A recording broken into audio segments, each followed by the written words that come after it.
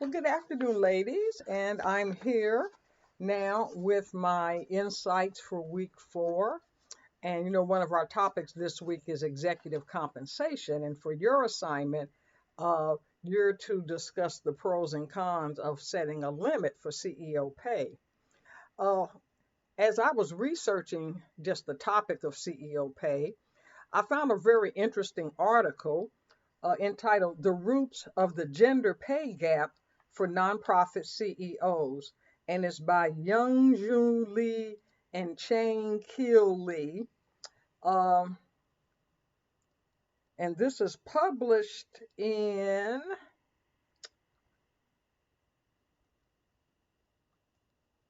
hmm, what's the name of the publication?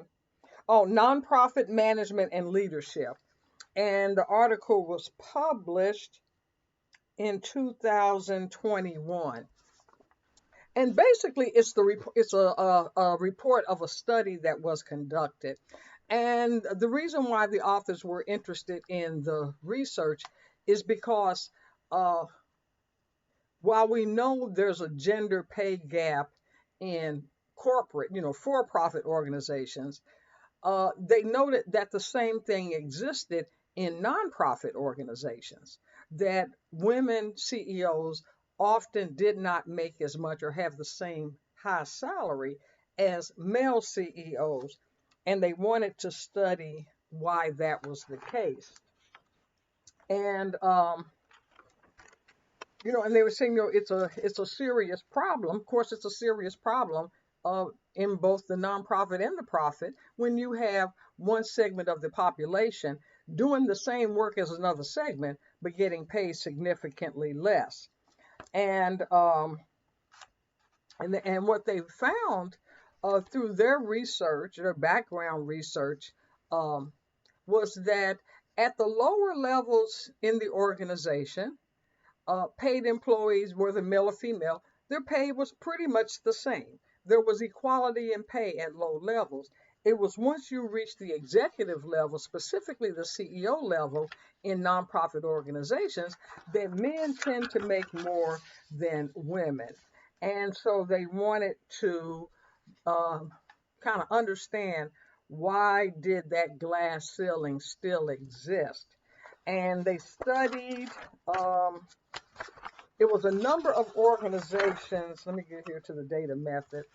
Um, the study examines the CEO salaries in the local and regional chapters of a large public benefit nonprofit organization in the United States, and there was approximately 120 chapters in all 50 states in DC.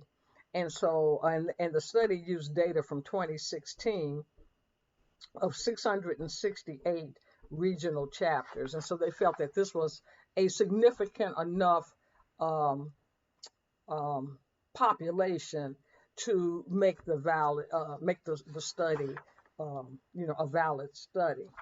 And basically, what they found is that one of the main reasons why the salary of male CEOs is higher than that of female CEOs is that the nonprofits that have the highest revenue tend to only hire men as the CEO. So, like I said, they said nonprofits that have an annual salary or annual revenue of maybe like 50 to 100,000. They'll give those CEO positions to women. But when you start getting into organizations, nonprofit organizations that make well into the millions, hundreds of millions, $1 billion, that those CEO positions tend to go to men. So therefore, it is that, like I said, the men are making more because the men are holding the CEO positions in nonprofit organizations that have the greatest revenue. But they also determined that there were also what they call internal factors that caused, uh, I'm going to say the board, because the board sets salary. So there were also internal factors that could cause a board to set a lower salary for a woman CEO than they do for men CEO. Um, and so their recommendation is that boards need to have more women on them. That, if you want to make sure that women CEOs are getting a fair shot, um, number one, at being hired, and then number two, at having a higher salary or a salary commensurate with what a male would make, then you need to have more women on boards, um, to represent the women, um, candidates and women in CEO positions. Um, and so one of the things that I did, I wanted to see what could I find out about the number of female CEOs. And I found an article by Kiki Wealth, Kiiky Wealth. And this article was published November 30, 2023, so it's fairly recent.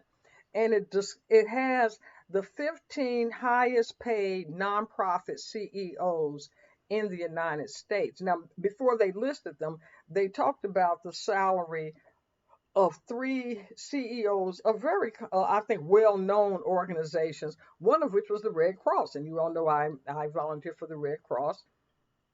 And Gail McGovern, who's been the Red Cross CEO for 11 years, now they have here that her annual salary is $709,164, and that's up from $649,000, which she made for years up until, like I said, up until very recently.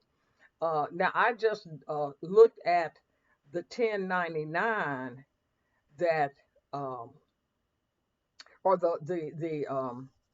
the tax return for the Red Cross for 2022, and I think it was 2022. And they listed her salary as 819,000. So that was probably salary and some benefits along with that. But her base salary now is 709,164. Save the Children CEO annual salary is $250,553.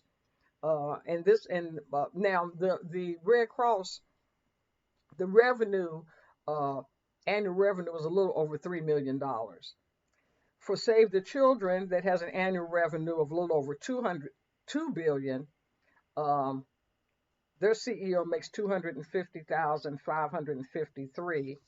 And then Goodwill, CEO salary is $598,300, with an additional compensation of $118,927. It says, according to Glassdoor, the Goodwill CEO salary is 69% less than the average CEO salary in the United States. So now the 15 highest paid CEOs, I'm not going to list all of the companies, but I will say of the 15, only 4 are women. And I have to admit, most of these companies, to be honest with you, I have never heard of.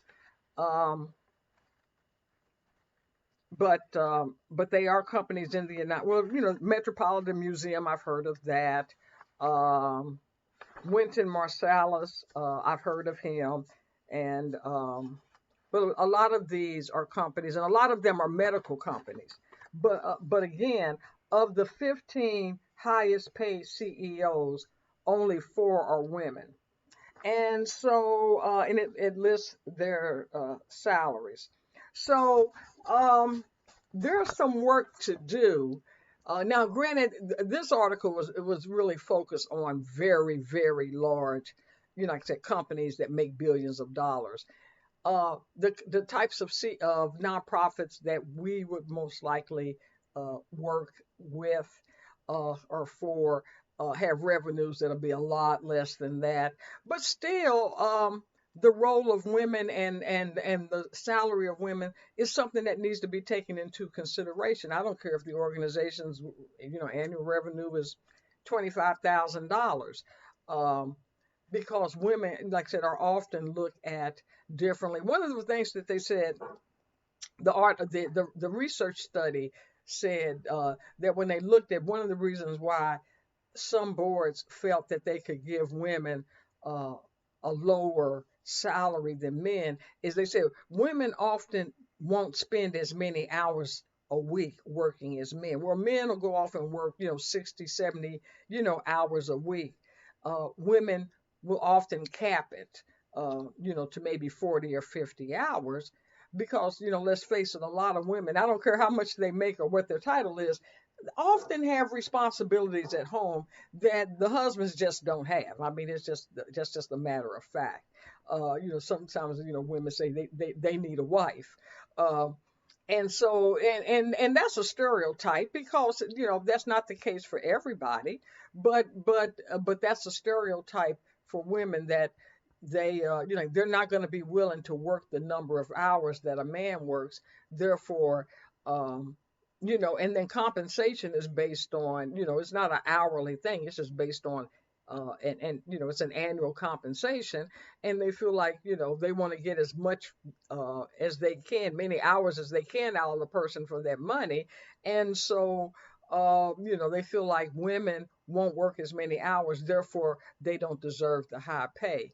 And we all know, number one, it's not the amount of hours you work, it's what you're doing in your hours. Some women can get, and it's a stereotype, I know, but women generally are good at multitasking. So sometimes women can get more done in an 8-hour day than a man may be able to get done. So you can't say, well, because women, aren't putting in 12-hour days, they're not deserving of the same annual salary as a male. So, like I said, so even when we're working in organizations, nonprofits, that salaries are significantly less, and annual revenues are significantly less, it's still a factor that needs to be taken into consideration when determining the salary of CEOs. And boards members, ought to make sure that they're being as fair as possible, and whatever they feel the salary is, it's the salary should be the same whether it's a male or female performing in the role. So those are my insights for this week, and I hope you're having a good time putting together your researching and developing your video. I'm looking forward to hearing from you, um, next week as I view your videos on the assigned topic of whether or not there should be a limit on CEO salaries. So with that, have a wonderful day.